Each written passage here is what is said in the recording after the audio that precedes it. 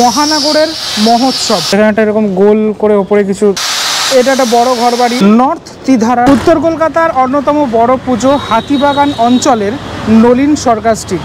তার সামনে এখনই দাঁড়িয়ে রয়েছি। নলিন সরকার স্ট্রিটের খুঁটি পুজোর সময় তো আমি এসেছিলাম। এই তোমার স্মার্ট বাজার, এটা তো আগে প্যান্টালুন্স ছিল, তার অপোজিটেই হয়ে থাকে এই গলিতে পুজোটা। এই কালো যে বস্তাটা রয়েছে এখানে, তার ওপারেই 2024-এর মণ্ডপ সেটা রেডি হচ্ছে। সেটাই আজকের এই ভিডিওটাতে তোমাদেরকে দেখাতে চলেছি।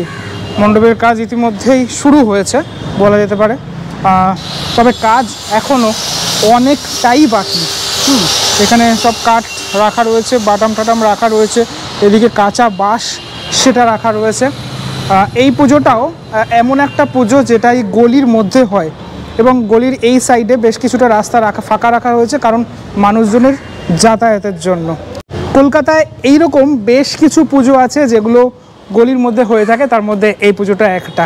এই মানে তোমার এই পরিবেশটা না একদম আলাদা রকমের লাগে যখন আমরা দেখি দুই পাশে বাড়িগুলো লাইট টাইটে একদম পুরো সেজে ওঠে, পরিবেশটাই বদলে যায়। চলো ধীরে ধীরে সামনের দিকে যাই। এখানে এই যে ডায়াসের কাজটা, মানে স্টেজের কাজটা, সেটা এই মুহূর্তে চলছে। আমি এখান থেকে যদি দেখানোর চেষ্টা করি, বলা যেতে পারে কিছুদিন আগেই কাজটা শুরু হয়েছে সবেমাত্র। এই বড় বড় যে মানে এইগুলো, মানে এগুলো তো বাঁশ নয়, গাছের গুড়ি, ইয়ে টাইপের গুড়ি, তো ওগুলোকে দিয়ে মোটামুটি সাপোর্ট দেওয়া হয়েছে। এই জায়গাটা তৈরি হচ্ছে এখন।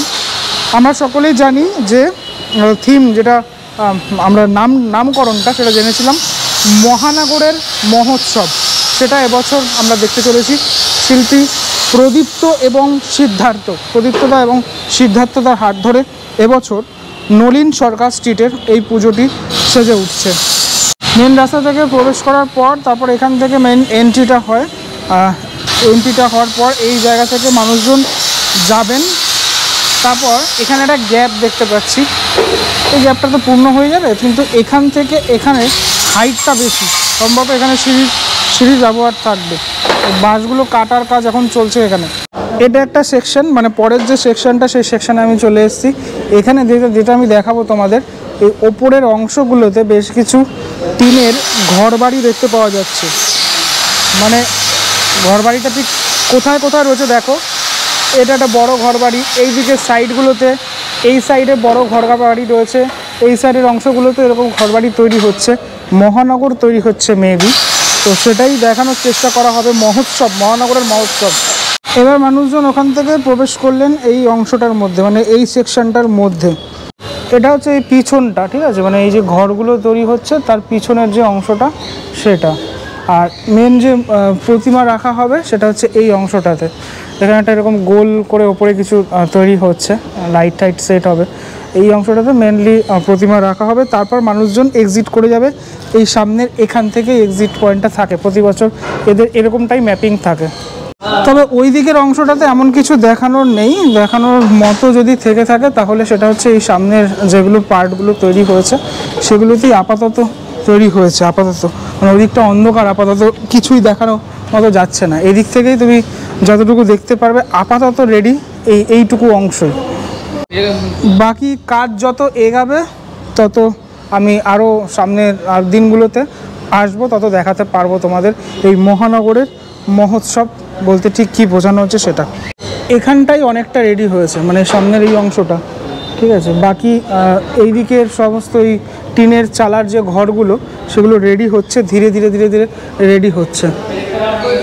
2022 সালে আমরা সবাই জানি যে শ্রেষ্ঠ প্রতিমা শিল্পীর যে শারদ সম্মান পুরস্কার এশিয়ান পেন্টসের, সেটা পেয়েছিল এই নলিন সরকার স্ট্রিট সর্বজনীন দুর্গোৎসব। তবে বেশ কিছু টিনের কাজ আমি দেখতে পারলাম ব্যবহার হচ্ছে এখানে।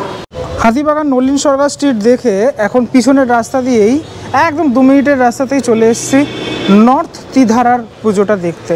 এবছর নর্থ তিধারার যে শিল্পী পার্থ দাস, আর যে থিমের নাম সেটা হচ্ছে সলতে। আপাতত দেখছি এখানেও ইনিশিয়াল পর্যায়ের যে কাজ সেটাই শুরু হয়েছে। এটা হচ্ছে নর্থ তিধারার ব্যানার। আমি একটুখানি যদি ম্যাপটা বলি তোমাদের, এই সামনে হচ্ছে খান্না মোড় থেকে জাস্ট একটু এগালেই এই পুজোটা দেখতে পাওয়া যায়। অথবা আমি যেভাবে আসলাম সেভাবে তোমরা আসতে পারো, যদি সেভাবে পুজোর সময় আসতে পারবে না, কেননা পুজোর সময় তো রাস্তাঘাট এমনিতেই অন্য রকমের থাকে, একদম তখন বুঝতে পারবে না তোমরা। তখন এক্সিট পয়েন্ট থেকে এখানে আসলে ওখান থেকে হয়তো এন্ট্রি করতে দেবে না, তাই আমি বলবো যে খান্না মোড় থেকেই এখানে তোমরা আসো। এবার তোমাদেরকে দেখাই যে এই যে বাঁশগুলোর মধ্যে এখন এই মুহূর্তে দড়ি বাঁধার যে কাজটা সেটা চলছে। দাদারা এখানে দড়ি সব বাঁধছেন। আর মূল মণ্ডপটাও এইখানেও তোমার এই রাস্তার ওপরেই হয়ে থাকে। হচ্ছে মূল মণ্ডপের ভিতরের কাজটা কতদূর শুরু হয়েছে আমি দেখি। এখানে একটা এরকম সেকশন রয়েছে, মাঝের অংশটাতে দেখতে পাচ্ছি, ওপরটাতে কিছু ইনস্টলের কাজ চলবে। তো ভিতরে যাই। এখানে থাকবে হচ্ছে ঠাকুরটা নর্তিধারার। এই যে পোর্শনটা দেখছো, এই জায়গাটাতে কিছু একটা থাকছে, কেন এটা এরকমভাবে নাহলে রেডি করা হতো না। হ্যাঁ, দুটো এখানে এরকম জায়গা রয়েছে মাঝখান থেকে। এবং ভিতরের অংশটাতে যদি আমি বলি তোমাদেরকে, ভিতরের অংশটাতে সবে বাটাম টাটাম পড়েছে, ঠিক আছে। আরও কাজ বাকি অনেকটাই রয়েছে এখানে, সবেমাত্র কাজ এখানেও শুরু হয়েছে এটাই বলা যেতে পারে। এই মণ্ডপ দেখে সেটাই বোঝা যাচ্ছে। এই ধরনের কিছু জিনিসপত্র আমি দেখতে পাচ্ছি, বাটামের যে স্ট্রাকচারাল পার্ট, এটা বাইরেও দেখলাম এই ধরনের কিছু জিনিসপত্র তৈরি হয়েছে। স্বাভাবিকভাবেই এই মাঝের অংশটা থেকে তো মানুষজন প্রবেশ করবেন না, তার উপরে একটা এরকম কিছু রয়েছে। আমি যেখান থেকে এই যে না বেরাচ্ছি, এখান থেকে এন্ট্রি বা এক্সিটটা থাকছে, ঠিক আছে। এইগুলো মণ্ডপের বিভিন্ন অংশে থাকবে। এই যে এইগুলো যেগুলো তৈরি করা হয়েছে বাটাম দিয়ে, এগুলো বিভিন্ন অংশে থাকবে। হ্যাঁ, তো এবছরের থিমটা হচ্ছে সলতে।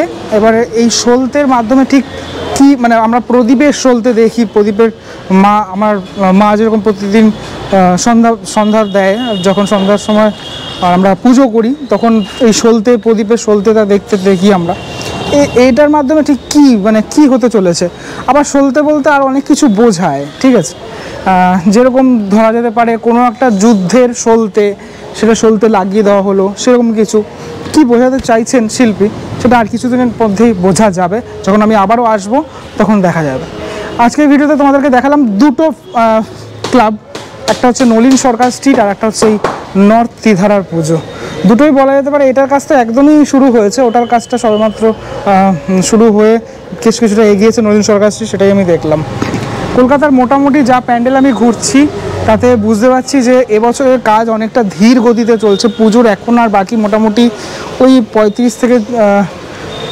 40 দিন মোটামুটি বাকি, এরকম আজকে থেকে যদি কাউন্ট করি আমি, এরকমই ধরা যেতে পারে। তো তার মধ্যে জানি না আমি কতদূর, অবশ্যই প্রস্তুত তো হয়ে যাবে, কিন্তু সেই ক্রেজটা পাচ্ছি না কলকাতা দুর্গাপুজোয়। দেখা যাক কবে পাওয়া যায় সেটা। হ্যাঁ, আমরা জানি সবাই অচলাবস্থার মধ্যে চলছে সবাই। পরবর্তী ব্লগে দেখা হচ্ছে খুব শীঘ্রই, ততক্ষণের জন্য বিরতি নেবো। ভালো থাকো সবাই, টাটা।